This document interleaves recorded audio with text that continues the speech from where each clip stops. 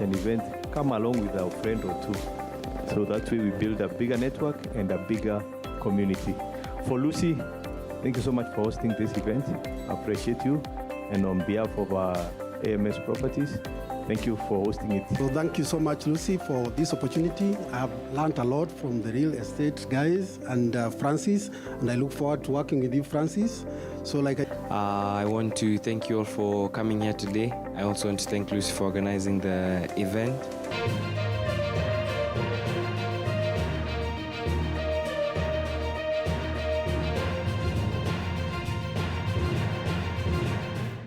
The following program was provided by a valued member of our local community. Rogers TV is proud to support local producers and share local voices, ideas, and opinions. For more information, please visit our website.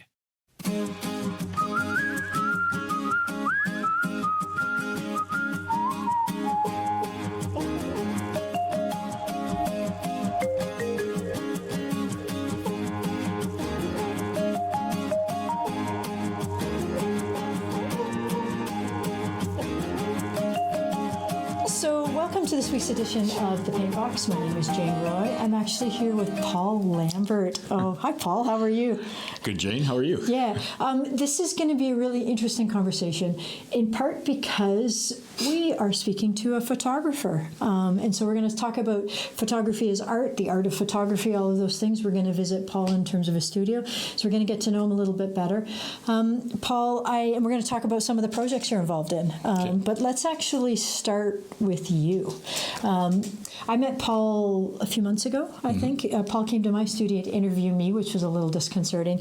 But I actually found... And you got even with me now. I did. I made Paul... I said I would talk to him if he would talk to me. But I discovered we kind of have been on a bit of a similar journey, a little bit late to our art form, et cetera. But can you just tell me a little bit about yourself and sure. why you got involved in photography and just a bit of your journey there? So. Well, if I tell you my background, you'd wonder why I didn't get into photography sooner. But my grandfather, who I really didn't know, had been a professional photographer. My father had been amateur photographer and started a camera repair business that he had in Southern Ontario for about 30 years. So, of course, I had a camera as a kid, but I really wasn't very good, and it's not false modesty. I wasn't very good. And of course, as many people do, when I got married, it was my wife at the time who did all the family photos. I quit lugging things around, and I gave up photography, really. I've been an entrepreneur. I started a small cafe at one time. I started a computer consulting business in the late 80s, which was sort of prehistoric times. Sold that in 2010. And around 2016, I had, at that time, new business ventures with a business partner. I started getting serious about photography, but it was a side gig. And I guess, like many photographers, started off shooting landscape and stuff. But what I gravitated toward was street photography. And what I enjoyed about that was finding stories. And I mean, you've got to be sort of patient and quick if you're still going to compose something and find a story. Then I became interested in portraiture because I found studio lighting really befuddled me. I found it really hard. So I took to... And actually, having said that, we are in Paul's studio, and we just spent the past half hour getting the lighting right. So I hope it looks good. Yeah, so I'm sure it's great. So actually, I call it YouTube University. I started studying on YouTube, and I had this MO, I guess, that sounds a bit creepy, but I had a text that had created, and if I saw somebody interesting, particularly on social media, sometimes men, more often than not women, but I would friend somebody that I thought would be interesting to photograph, and if they did, I would say, here's what I'm doing. Yep. And there was a text that made it seem a little bit less creepy, but I also insisted that we meet for a coffee and they got to get to know you. Yeah. And for whatever reason, I seemed to get good at portraiture. I got good feedback. Al Stewart, who's a mutual friend of ours, gave me an opportunity to show at the gallery. Al Stewart, Westland Gallery. Yep. Right. So that was how I got into it. I should say perhaps when I had said that as a younger person, I wasn't a very good photographer. My ex-wife and I split up in the early 2000s, and which may or may not have, it probably does have something to do with it. I was led to, I decided to start painting, which was not easy for me. It always seemed to be a struggle, but I developed a style that I liked. I'd showed you one of my one of my paintings upstairs, and as I say, in about 2016, I decided to take photography a little bit more seriously. I'd grabbed a camera and went out to the farmer's market with my son one Saturday morning, and a couple of the photos I took, I liked them. They seemed more painterly. The camera seemed more like a tool in my hands, and the viewfinder seemed more like a canvas. It was just a different relationship. Yeah. So you decided to go that route as opposed to working on the painting side a little bit. I guess it'd be more accurate to say because I liked what I saw with photography, I didn't feel I had time for both, so I dropped the painting. So yes, I mean, to answer your question, but it wasn't a conscious decision to drop painting as much as I only had so much. Photography. Yeah. Okay, so we'll examine some of those ideas, and we'll talk. We'll do a bit of a studio tour later, and we'll talk about some of the projects you're involved in. But one of the things I want to talk about is photography as art. One of the questions you had for me when I walked into your studio and we started talking is like, I don't feel like an artist, which of course I've shared about how I felt similar in terms of maybe a painter but working on the artist part. But people don't always see photography as art. Right. So how would you respond to somebody who says that? What would you think? What do you think about photography as art? Well, we'll get into this a bit later. As you know, I'm doing a project interviewing artists, and so that's in itself, what is art and what is an artist is a big question.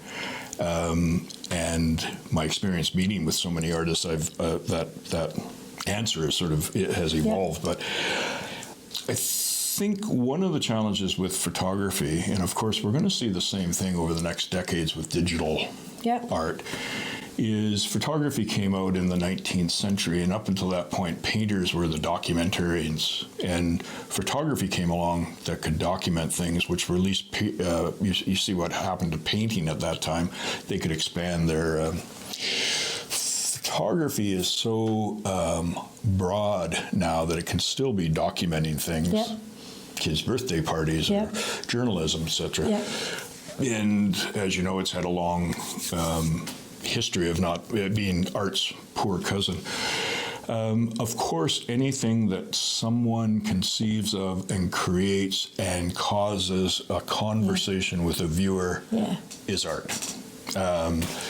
And regardless of what the tools are, then it's still art. So, of course, photography has a place in art. It has for a long time. And there are photographs that one can't really call art. Or I guess it depends on what you do with the medium.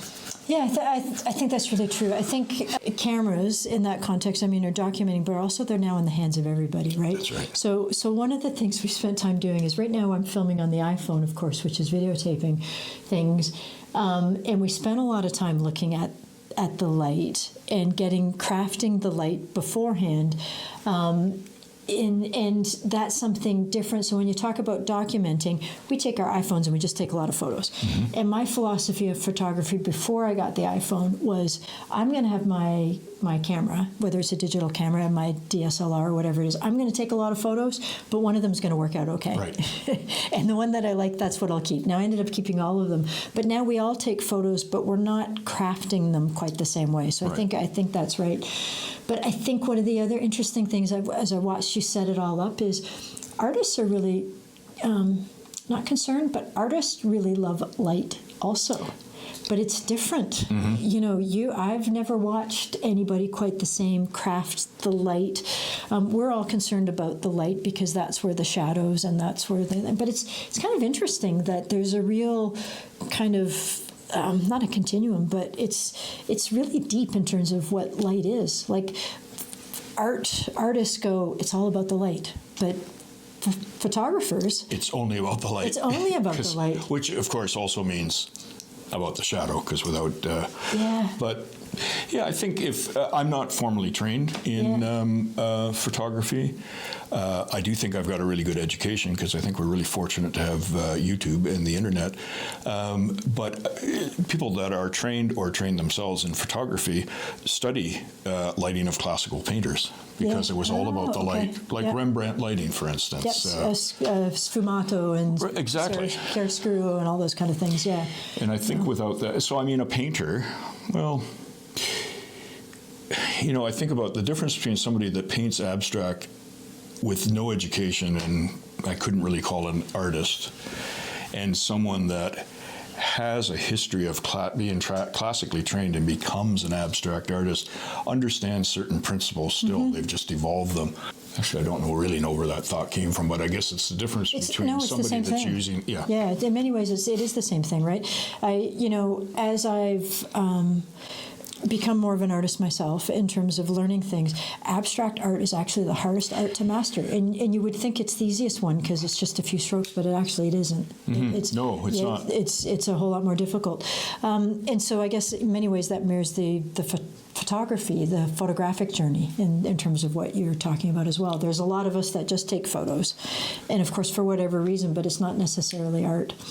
Let's talk about portraiture a little bit, because I mean, there's a really great connection with artists who did figure drawings or did portraiture and captured them in a particular way. Why were you drawn to portraiture then? Because it seemed really hard. Ah, okay, interesting. The lighting part seemed, and lighting was difficult for me. I mean, but I can't remember who it was. Some well-known photographer said your first 10,000 photos are bad, so get them out of the way quickly. And, I took a lot of bad photos, but you keep doing it and analyzing it, why they're bad. But for whatever reason, I seemed to catch on to it quickly, and I would get consistent feedback that people that looked at my portraits said they were interested in the person they saw, and I seemed to be able to draw out the authentic, And so when I approached people I didn't know, and we'd have a coffee first, and one of the things I said, if they'd be willing to spend an hour or two with me, then I would give them a portrait for free. And I said, the one thing I can guarantee you is everybody I work with doesn't like having their photo taken, but everybody I work with ends up having fun, and everybody feels that I've captured their authentic self. I would say that to everybody, and I think every time, always, except two incidences that I can remember, everybody said they had a lot of fun and I really captured them. When I decided to start doing this professionally, having had a background in computer systems where if you want to get this result, you do these steps, I didn't know how I did that. I didn't know how I captured somebody's essence. Okay. And so it concerned me about making that promise. I don't know if you ever saw it, but there was Ed Bradley on 60 Minutes interviewed Bob Dylan and read Dylan some of his lyrics and said, where did those come from? And Dylan says, I don't know, but they're not coming anymore. And I thought, if I don't know this, then how am I going to recreate it? How am I going to capture your essence? So I thought about it a lot, and I realized it's about establishing a rapport. It's about establishing a certain amount of trust, and it's about capturing the person in that moment where they're feeling relaxed. And so, frankly, because I'm not using film, I take a lot of bad photos and then I catch you like that, where you're just spontaneously smiling and it's very authentic. I did. Most people who have to sit for photos, it is very stiff until you can kind of get going. But so I think the art of portraiture, you are trying to pull that essence kind of out. And if I think about those artists, those photographers that have done that, we talked about Karsh, obviously, but are there any other folks that have really influenced you that you look at that go, I love the way they did that? Richard Avedon and who I think of as his bookend. In the late 50s and during the 60s, there was two photographers. They were a little bit embarrassed. They made their living shooting Vogue fashion, but they were really good at it. Avedon in particular took models out of the studio and would shoot them on the New York streets, which was quite avant-garde for its day. But they really changed what portraiture was, so they've had a certain amount of influence. But where I went to the AGO to see an exhibition by That was a fruit fly. I'm not crazy, but I'm not hallucinating. It's okay. I brought them from the food bank, so yeah. Keep going. But so you went to a show at the AGO, and it's the Art Gallery of Ontario. Yeah. This man's work broke all the rules of what we know of as portraiture photography. I mean, one of the things that newbies do is they'll take a photograph of what should be parallel vertical lines and they're converging. That's a no-no. You have to adjust for that. Yeah. Well, he would do it on purpose. And there's a shot of John Kennedy as a young man in the steps of the Lincoln Memorial, or the deep in shadow. I mean, just these things that wouldn't have... most photographers don't pursue. Plus, you could see how he would build the set without it looking like it had been built. Yeah. It had a huge impact on me. Yeah. Arnold Newman. And that's, you talk about going to the AGO. If we think about the places to see photographs that are art, I mean, they're actually shown alongside other places, like art, visual art. I mean, they're at the AGO, they're at Westland Gallery, they're at those places. They're in the National Gallery in terms of photographs. So I think it's really interesting, and we think photography is easy. But it's not. There's all of these steps. The photograph is the final stage in many senses, and the ability to get that photograph right. So I've got this iPhone and we're filming it, and I'm going to do a lot of stuff post-production to some degree, whether it's cropping or light or some of that sort of stuff. But art as photography, you're setting that all up. So whether it's your streetscapes or whether it's the portraiture, you're actually doing most of it before you even get there. Is that true, or is it actually still is the post-production in this digital world just as important? Okay. Maybe that's a better question. So. Yeah, and it's something that someone kept asking me a few years ago, a photographer, which do you think is more important, the photo or the post-production? And it kind of annoyed me, that question, but I kept thinking about it. And I think, to a degree, this might answer it. What's the most important leg on a three-legged stool? It's all of them, yeah. Yeah, and without good bones, without a good photograph going in, then personally, because I did have experience as a kid with film cameras and dark room and that, I really try and keep my post-production work to a minimum, and just do dodging and burning and things like that you would do in a dark room, but quicker. That being said, I did a portrait of an older woman recently, and it's nice, and just having lights on older skin, you're going to have darker crevices in that than anybody would notice in real.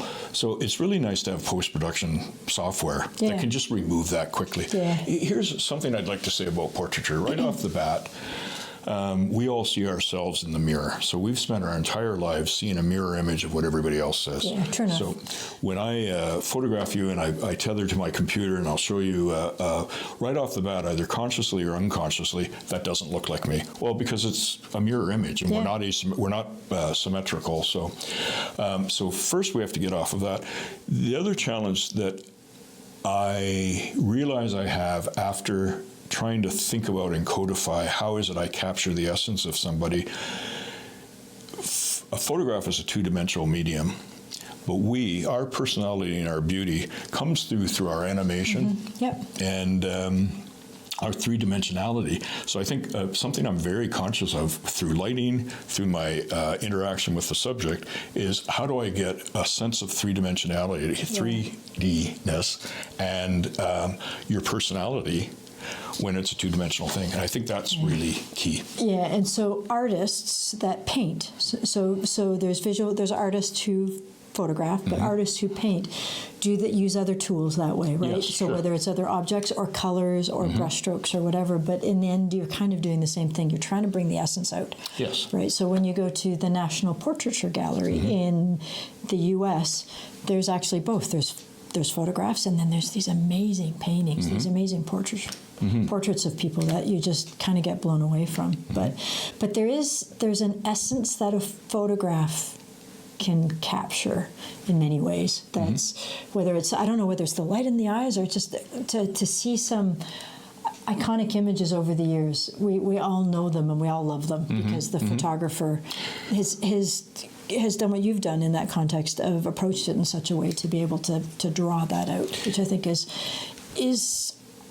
amazing in his art, right? And so thank you in that context. So But I was going to say as well, whether it's apparent or not, at some level there's a story that appeals to you or connects with you, I think. Yeah, so writers write the story out. Artists, visual artists, photographers try to capture that story in whatever piece that's in. Can we talk a little bit about your street art now? So, so you have, so obviously the portraiture is important. So now you also take your camera and you head out. A little bit like a plein air painter, right? Yes, I guess. Then away you go. Why is that so important, and why is that important to you, and how does that relate to kind of photography as art? Yeah. So, and there's a bunch of questions, but and it's actually a topic that I'm that's near to my heart.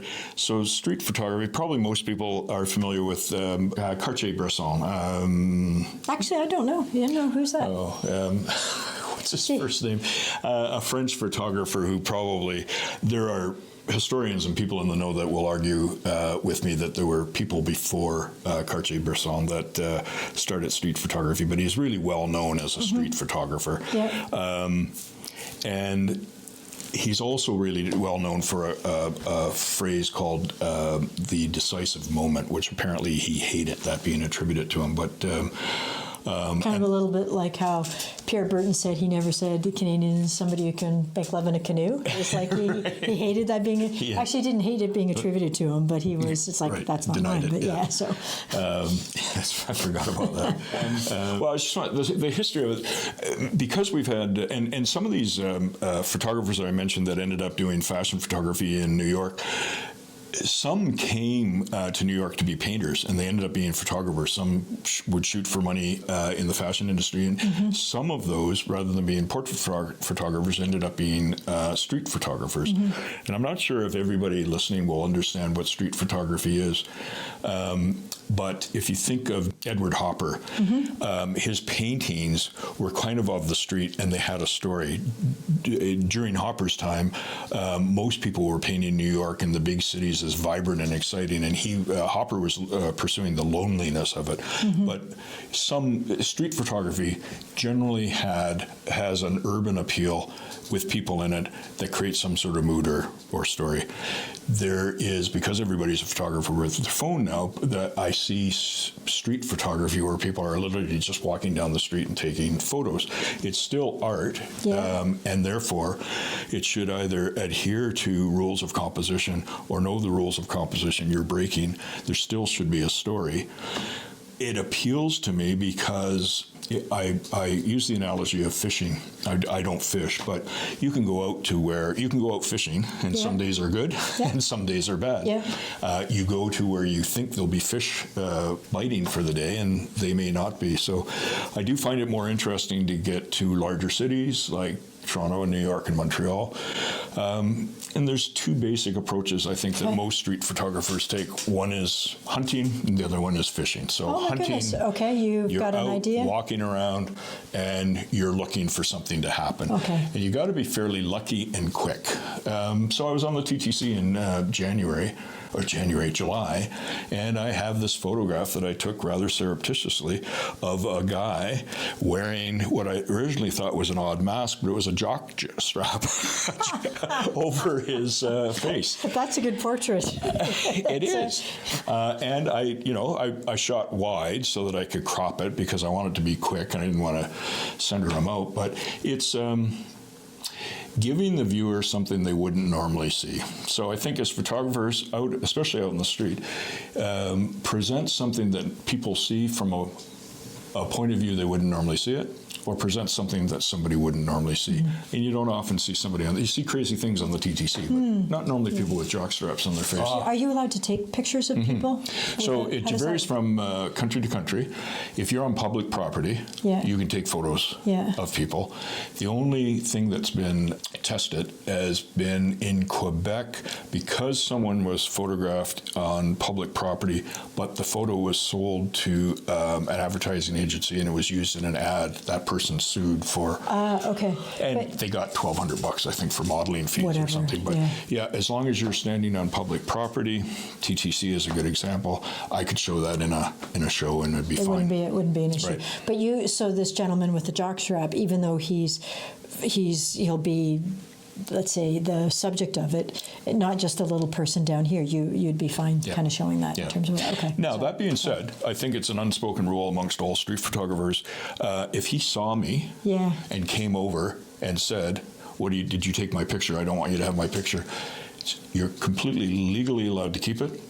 Most people would say, fine, I'll delete it, and you show them delete it. I mean, who wants to? Yeah, no, 100%. Right. No, it is, because, the more I've gotten into art, the more I've realized what's right and what's not in terms of those things, and what would be considered copying, which you shouldn't do. Right. Though sometimes we should copy to learn. So it's all of these things, like what's plagiarism, what's not, what's copyright, what's not. Because as we enter into the digital age, to be creative, this is yours. This is what you've created, and there's just art rules about that, which I don't necessarily always understand. So when you go out and take pictures, when we're doing phones and we're doing an Instagram and then we put it on social media, everybody kind of understands that that's just what it is. But this is different because it's really intimate. Yes. In many ways, what you're doing. And so even though it's a big street scene or it's street photography, there's an intimacy and you're pulling things out. And again, you're trying to tell a story versus just, hey, I'm at let's do a selfie and we're here, whatever it is. And if somebody's, photobombing and going through the back, well, that's who looks at it. So, or a lot of people look at it, but it's different. So, I think just good taste, which not everybody has, applies here. It's quite legal for me to take a photo of a homeless person on the street that's in bad shape. I don't do it, and most street photographers I know don't, because it's really exploitive, right? But I talked to you at another time about I may start a series of interacting with some people that are living rough and photographing the humanity of them, which is a much different reason. I hope to have a rapport. And so just because it's legal doesn't mean it's right. You get to know them, you get them comfortable, you take a few photos, they're kind of stiff, and then all of a sudden they relax and they forget you're there, whatever it is. And then you get the essence, and you get the essence when you go there. So that's street photography, that's portraiture. Is there anything else, any kind of other form of photography that you would consider art that you are really passionate about that I'm missing? Well, in terms of genres, I guess those would be the two easy buckets that, for me, that's what interests me. I love seeing, there's so many landscape photographers. I often say that, really, really good landscape photographers are a dime a dozen, but the really impressive landscape photographers will, fly at 4 o'clock in the morning into Patagonia and wait for the sun to rise, and it may fail. Right? Yep. I mean, what's interesting in a landscape photo, back to give somebody something they're familiar with from a different perspective or something that they've never seen, is to get an exceptional landscape, I think, is rare. It takes a lot of dedication. I'm not big on birds and wildlife and that just because it's not my thing, but again, it's the same thing. People that are really good at it really commit their time and their money to it. I did have a short stint, and actually there's 3 of my pieces out of this series at the Westland right now, but I saw people using a technique where they would use a slow shutter speed and move their camera, called intentional camera movement. And the idea is to have sort of a painting like, and to be honest, most of what I saw I didn't think I thought I could do it better. And I discovered it's not that easy to do, but I persevered, and I have, in fact, all of those